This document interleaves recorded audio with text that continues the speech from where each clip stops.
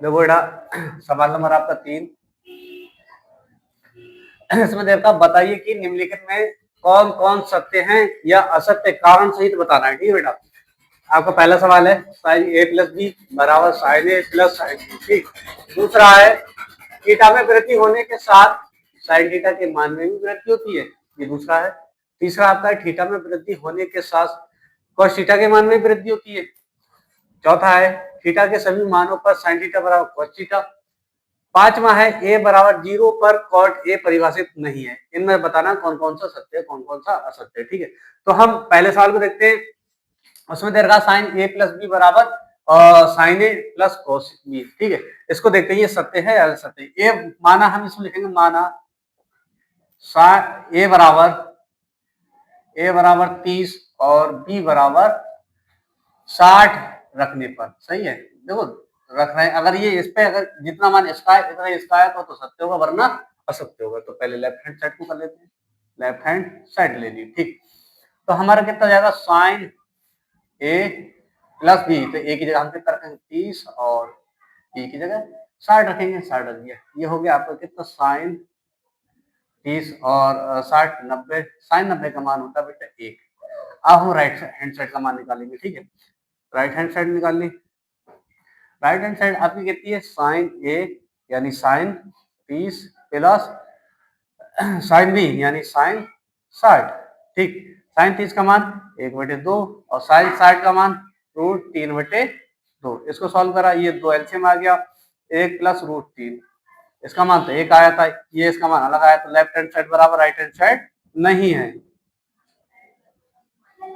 बराबर नहीं आई। तो ये आपका पहला वाला जो है बेटा वो क्या है असत्य है। क्या है असत्य है। ठीक, दूसरा दूसरा सवाल सॉल्व करते हैं। इसमें लिखा है थीटा के मान वृद्धि होने के साथ साइन थीटा के मान में वृद्धि होती है। देखते हैं।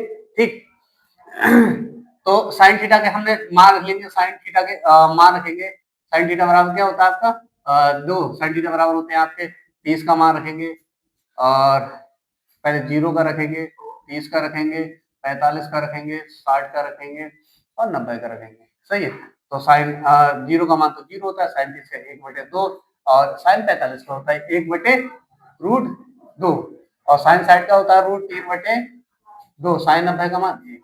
अब यहाँ पर देखो बेटा 0 है, अब हमने मान बढ़ा दिया 30 कर दिया तो कितना हो गया 1/2 हो गया, यानी 0 से बड़ा हो गया। फिर हमने क्या करा, इसका 45 इसका मान बढ़ा दिया तो 1/√2, ये इसको इसका आता है 1.1414, तो इसको जब काटेंगे तो आपका 1/2 से बढ़ जाएगा, ये भी आपका हो गया।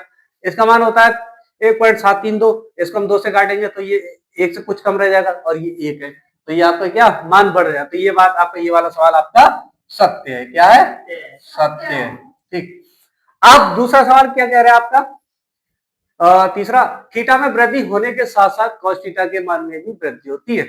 इस वाले को सॉल्व करेंगे। अगर हम थीटा का मान बढ़ाते जाएंगे तो क्या इसके मान में भी वृद्धि होगी, ये देखते हैं। तो आप कॉस थीटा का मान रखेंगे, पहले 0 का कितना होता है 1 होता है और 30 का कितना होता है √3/2 होता है, 45 का 1/√2 होता है और कितना 60 है 1/2 और 0। क्या इसके मान वृद्धि हो रही है? देखो इसमें लगातार मान क्या हो रहा है कम होता चला जा रहा है। जब पहले बड़ा था फिर उससे छोटा हुआ, फिर उससे छोटा हुआ, फिर उससे छोटा हुआ, फिर उससे छोटा हुआ, तो इसमें क्या हो रहा है मान में कमी हो रही है। इसमें लिखा है बेटा क्या थीटा के मान में वृद्धि होती है, cos थीटा के मान में अगर थीटा का मान बढ़ाते जाए तो इसका मान में क्या हो रही है कमी हो रही है। ठीक है, तो इसमें ये आपका क्या हो गया बेटा असत्य हो गया। क्या हो गया बेटा असत्य। ठीक, अब ये कह रहा है क्या थीटा के सभी मानों पर साइन थीटा बराबर cos थीटा होगा? इसको देखते हैं। कह रहा है सभी मानों पर, तो हम थीटा बराबर पहले 30 रख के देख लो, 30 रख के देख लेते हैं। तो साइन 30 बराबर cos 30। साइन 30 का मान कितना होता है बेटा 1/2 होता है, cos 30 का मान होता है √3/2 होता है। क्या ये बराबर आए? नहीं आए ना, तो ये दो बराबर नहीं आए, तो ये क्या सभी मान पहले ही मान के लिए अलग आ गया, तो सभी मानों के लिए तो फिर आगे करने की हमें जरूरत नहीं है। तो ये आपका क्या है असत्य है। क्या है असत्य है। ठीक, अब आता है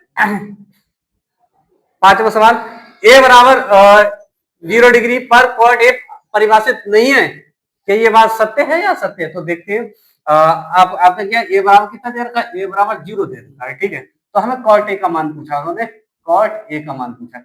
तो कॉट अब हम ए की जगह कितना रखेंगे, 0 रखेंगे, कॉट 0, कॉट 0 का मान कितना होता है, अनंत होता है। अनंत को हम क्या कहते हैं बेटा, अपरिभाषित कहते हैं। क्या कहते हैं, अपरिभाषित। इसको कहते हैं हम अपरिभाषित, भाषित, ठीक है। तो इन्होंने कह रहा क्या परिभाषित नहीं है, तो ये तो बिल्कुल सही बात कह रहा था, नहीं है, ये तो अपरिभाषित आ गया। तो ये आपका सवाल जो है बिल्कुल सही है, ठीक है।